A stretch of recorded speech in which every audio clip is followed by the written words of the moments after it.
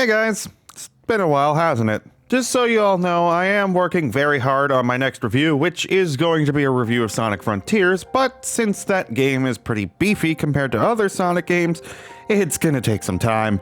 So I decided to make this video in the meantime to start off the year. Basically, something I've wanted to do for a long time on my channel is making top 10 videos. And with a new Sonic game having been just recently released, I figured what better topic to do my first top 10 video on than first bosses in Sonic games. So here it is, my top 10 Sonic the Hedgehog first bosses. Now before I get started, let me clarify what I mean by first bosses.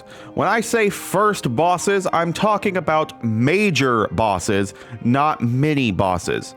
So, for example, Fire Breath, the Angel Island Act 1 boss from Sonic 3, is not eligible because it's a mini-boss. However, Egg Scorcher Mark 3, the Angel Island Act 2 boss, is eligible. Also, for any games that have multiple character stories, such as Adventure 1 and 06, the only first boss eligible is the first one you fight as Sonic, since you don't unlock other characters until later in his story. So, with those rules established, let's get on with the list.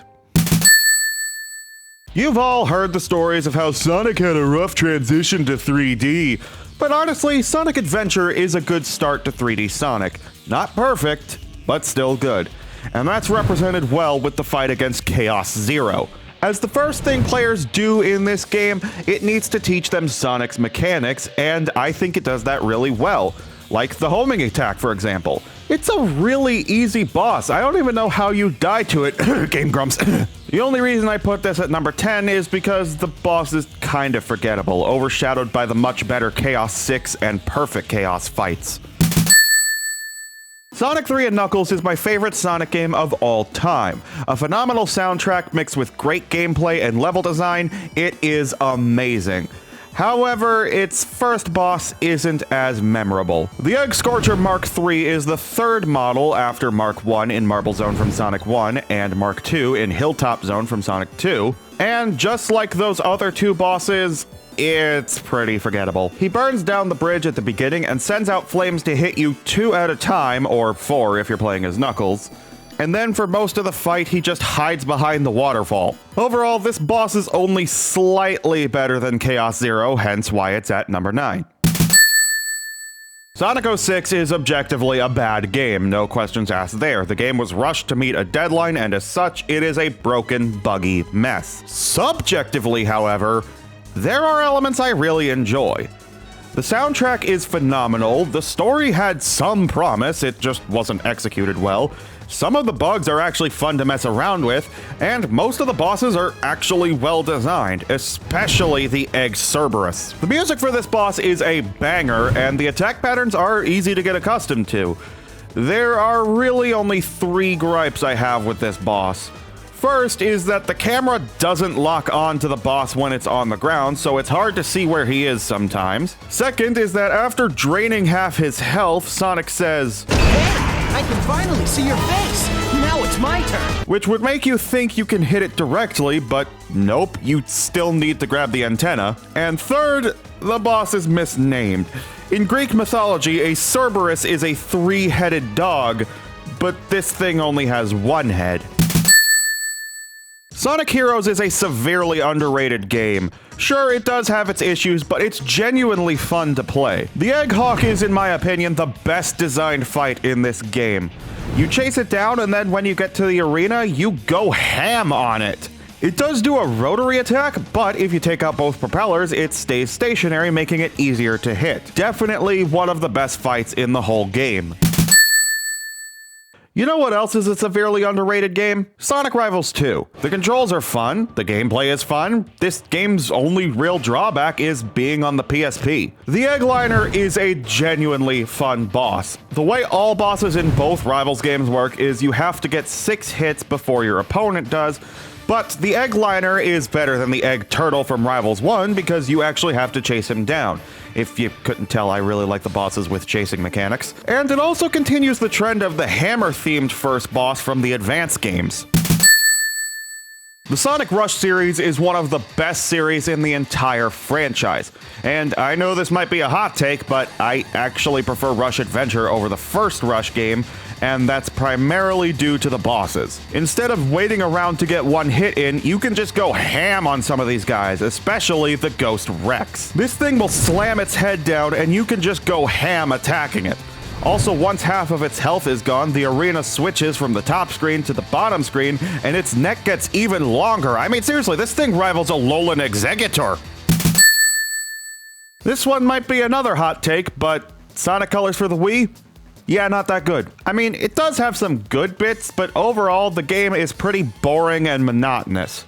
The DS version, however, oh boy, it is night and day. I've made it no secret that I much prefer the DS version over the Wii version, and especially Ultimate. And while Rotatatron, the first boss of the Wii version, is very forgettable, Globotron, the first boss of the DS version, is far from it. For starters, instead of coming out of nowhere like Rotatatron, you actually see it early on, as it's the globe that's at the center of Tropical Resort. And yes, it reuses the circular arena from the first two Rush games, but you still have a chance to get plenty of hits in.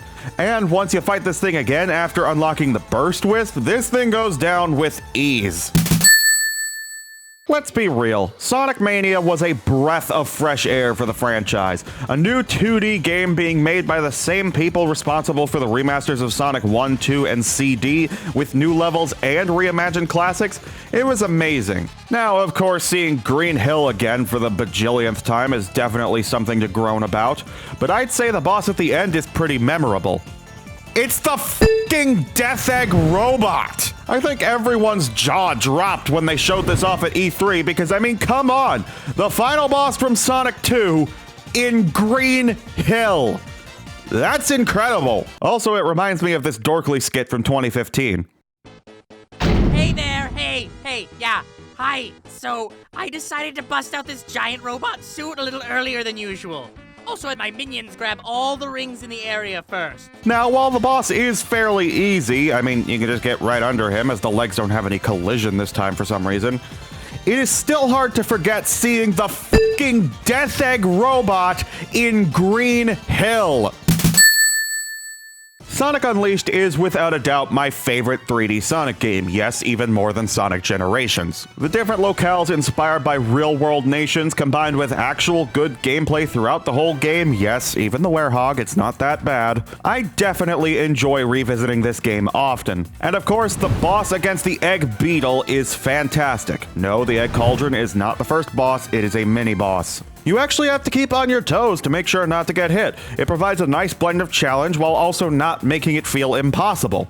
And for a while, this was my favorite first boss. But then, something else came along. What was that, you ask? Well...